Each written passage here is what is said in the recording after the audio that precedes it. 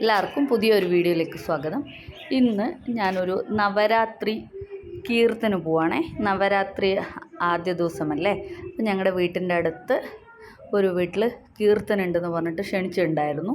രാവിലെ 11:30 അവരുടെ വീട്ടിൽ കീർത്തന വേണ്ടിയിട്ട് പോയതാണ്. അപ്പോൾ അവരെ പുറത്തുനിന്ന് ആൾക്കാരെയൊക്കെ വിളിച്ച് ഭജൻ നടത്തും, അയൽക്കാരെയൊക്കെ വിളിക്കും അതിന് വേണ്ടിയിട്ട്. അങ്ങനെ ഇവിടെ അതെല്ലാ വീട്ടിലും ഈ നവരാത്രിയുടെ 9 ദിവസങ്ങളിലും അത് ഒരു നോർമൽ പ്രൊസീജിയറാണ്. അങ്ങനെ ആദ്യത്തെ ദിവസത്തെ കീർത്തന വേണ്ടി വന്നതാണ്. നമ്മൾ നാട്ടിൽ അമ്പലത്തിൽ നടത്തുന്ന ഭജൻ പോലെ തന്നെയാണ്, പക്ഷേ രീതികൾ കുറച്ച് വ്യത്യാസമുണ്ട്. ഇവിടെ സ്ത്രീകൾക്കാണ് കുറച്ചും കൂടി പ്രാധാന്യം. അപ്പോൾ അങ്ങനെയാണ് ഇവർ 9 ദിവസവും ഭജൻ നടത്തുന്നത്. ഇതിനെ ഇവർ പറയുന്നത് ശാരദ നവരാത്രി എന്നാണ്. കാരണം ഇവർക്ക് ചൈത്ര നവരാത്രി എന്ന് പറഞ്ഞിട്ട് വേറൊരു ഫെസ്റ്റിവൽ വേറെ ഉണ്ട്. അപ്പോൾ വിളക്കൊക്കെ കൊളുത്തി കീർത്തന ആരംഭിക്കാൻ പോവുകയാണേ. അപ്പോൾ അതിന് മുമ്പായിട്ടുള്ള ചടങ്ങുകളാണ് നടന്നുകൊണ്ടിരിക്കുന്നത്. അപ്പോൾ ഇതേപോലെ അത് ഈ വീട്ടിലത്തെ ബയ്യയും ദീദിയുമാണ്. അവരുടെ വീട്ടിലാണ് ഭജൻ നടക്കുന്നത്. അപ്പോൾ ആദ്യം അവർക്ക് തിലകം തൊട്ട് കൊടുത്തു. കൂടെ ഭജന് വേണ്ടി വരുന്നവർക്ക് എല്ലാവർക്കും തിലകം തൊട്ട് കൊടുക്കും. അതിനുശേഷമാണ് ഭജന ആരംഭിക്കുന്നത്. നവരാത്രിയുടെ 9 ദിവസങ്ങളിലും ഇതേപോലെ ഓരോരോ വീടുകളിലായിട്ട് കീർത്തന ഉണ്ടായിരിക്കും. അങ്ങനെ എല്ലാവരും തൊഴുത് പ്രാർത്ഥിച്ച് ഭജൻ തുടങ്ങാൻ പോവാണ്. അപ്പോൾ ഭജന സംഘത്തിലെ പ്രധാനിയാണ് അവർ തൊഴുത് നമസ്കരിച്ച് ഭജൻ തുടങ്ങുവാണ്. ഇനി നമുക്ക് കുറച്ച് നേരം കീർത്തൻ കേൾക്കാമേ. ഇവിടെ രീതികളൊക്കെ നമ്മുടെ നാട്ടിൽ നിന്നും എൻറ്റയർലി ഡിഫറെൻ്റ് ആണ്. അതുകൊണ്ടാണ് ഞാൻ നിങ്ങളെ കൂടി കാണിക്കാമെന്ന് വിചാരിച്ചത്.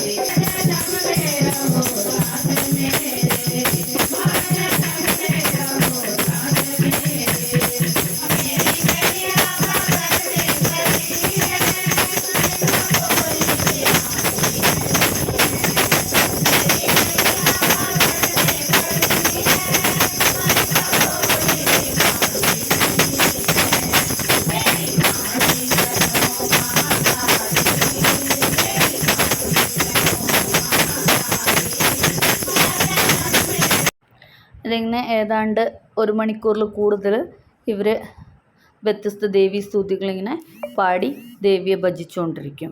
അങ്ങനെ ഭജൻ തുടർന്നുകൊണ്ടിരിക്കുവാണേ.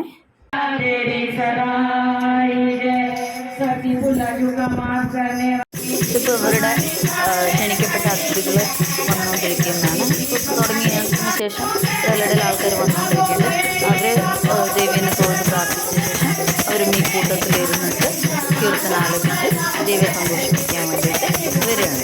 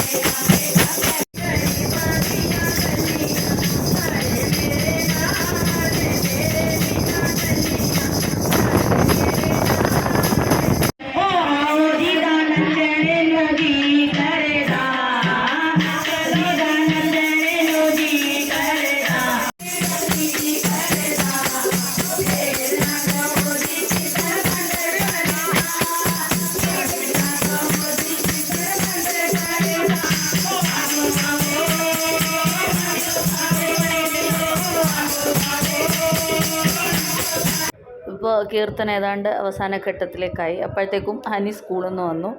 ഹനിയും കുറച്ച് സമയം ഇവരുടെ കൂടെ ഡാൻസൊക്കെ ചെയ്ത് അവിടെ നിന്നു. ഇവരാണെങ്കിൽ കുട്ടികളെ ദേവിയുടെ പ്രതിരൂപമായിട്ടാണ് കാണുന്നത്, പ്രത്യേകിച്ച് പെൺകുട്ടികളെ. അപ്പോൾ അതുകൊണ്ട് നവരാത്രിയിൽ പെൺകുട്ടികൾക്ക് വളരെയധികം പ്രാധാന്യമുണ്ട്. ഇതിപ്പോൾ കീർത്തന ഏതാണ്ട് അവസാന ഘട്ടത്തിലായി. അപ്പോൾ ഹനി വളരെ ശ്രദ്ധിച്ച് അവിടെ നിന്ന് വീക്ഷിക്കുകയാണ് ഇവിടെ എന്തൊക്കെയാണ് നടക്കുന്നത്, എന്താ കാര്യങ്ങൾ എന്നുള്ളതൊക്കെ.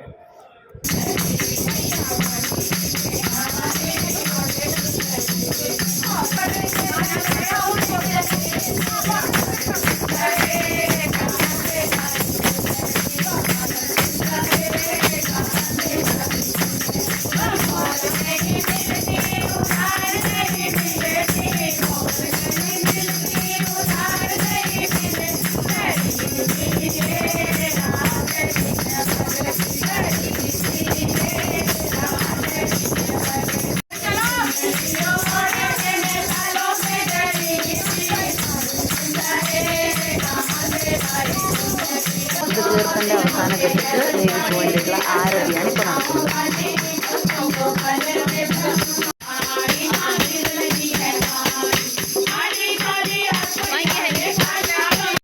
ദേവിക്ക് നൈവേദ്യം സമർപ്പിക്കുന്ന ചടങ്ങാണ് ഇപ്പോൾ നടക്കുന്നത്.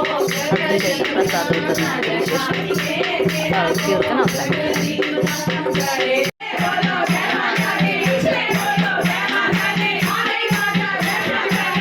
ഇനി പ്രസാദ വിതരണമാണ്. ഞാൻ പറഞ്ഞല്ലോ, പെൺകുട്ടികളെ ദേവിയുടെ പ്രതിരൂപമായിട്ടാണ് കാണുന്നത്. വളരെ പ്രാധാന്യം പെൺകുട്ടികൾക്ക് നവരാത്രിയിൽ കൽപ്പിച്ചു കൊടുക്കുന്നുണ്ട്. അതുകൊണ്ട് തന്നെ ഓരോ പ്രസാദവും ആദ്യം കൊടുക്കുന്നത് അവിടെ ഹനിക്കായിരുന്നു. കാരണം അവിടെ ഒരേ ഒരു പെൺകുട്ടി ഹനി മാത്രമേ വന്നിട്ടുണ്ടായിരുന്നുള്ളൂ. അതുകൊണ്ട് എല്ലാ പ്രസാദവും ആദ്യം കൊടുക്കുന്നത് ഹനിക്കായിരുന്നു. ഫ്രൂട്ട്സ്, തേങ്ങാക്കൊത്ത്, മെഹന്തി, പൊട്ട്, എള്ളും കൊണ്ടുള്ള ലഡു, ഇതൊക്കെയാണ് പ്രസാദമായിട്ട് തരുന്നത്. അത് ഓരോരുത്തരുടെ ഇഷ്ടമനുസരിച്ച് ആണ് കൊടുക്കുന്നത്.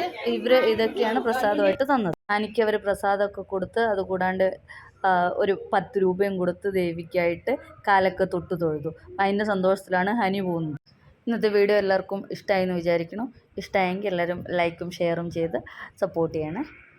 ഇന്നൊരു വീഡിയോ ആയിട്ട് വീണ്ടും കാണാം. Thank you for watching.